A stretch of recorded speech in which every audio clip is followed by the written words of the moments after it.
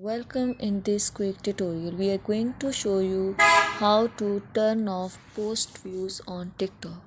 It's super easy and we will make sure you get it right. Just make sure you are logged in and using the latest version. Make sure to watch the complete video and follow each step carefully to avoid forgetting anything and making mistakes.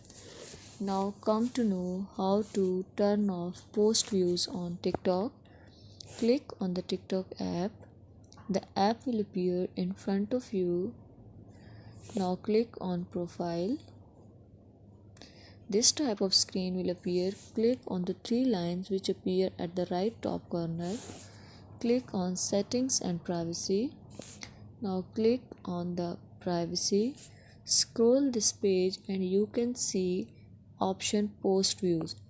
If you turn off this post views, then all the post views on your TikTok ID will be turned off. Thank you so much. That was all. Please consider showing your support by commenting, liking, sharing and subscribing to our channel for more valuable content in the future. Your engagement is highly appreciated. I wish you very good luck. Thanks.